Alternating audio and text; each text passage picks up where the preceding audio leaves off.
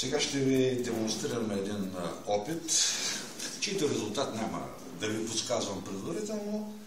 Ще оставя да съдите за него на края на експеримента. А той изглежда така.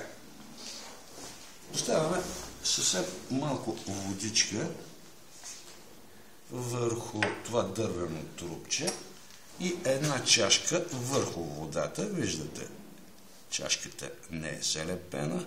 За водата няма и как да се залепи. След което поставяме две вещества вътре. Ето така. И това. Добре. И започваме да бъркаме.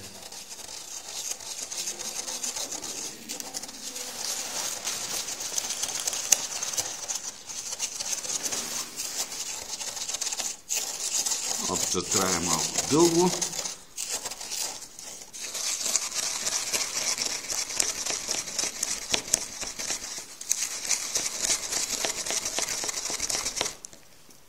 Така.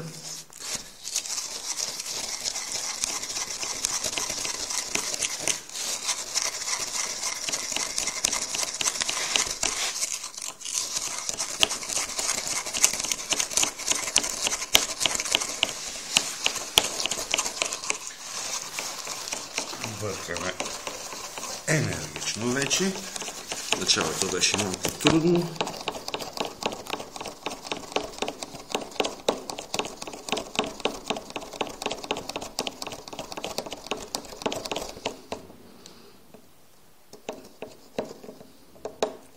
Така.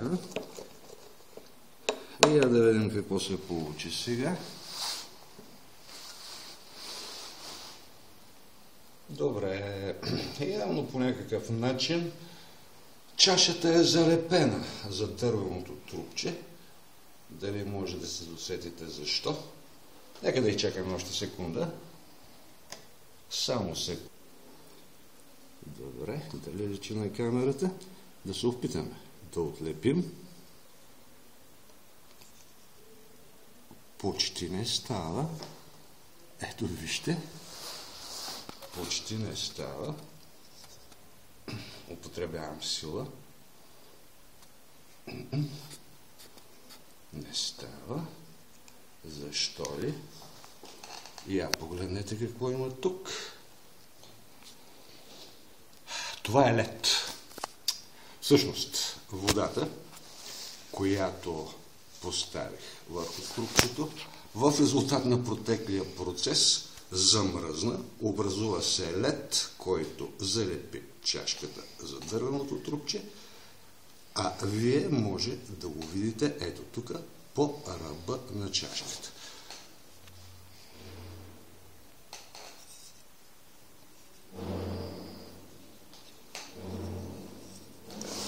Това беше всичко. Благодаря ви. Искам да ви покажа как изглежда количеството на леда 15 минути след началото на опита.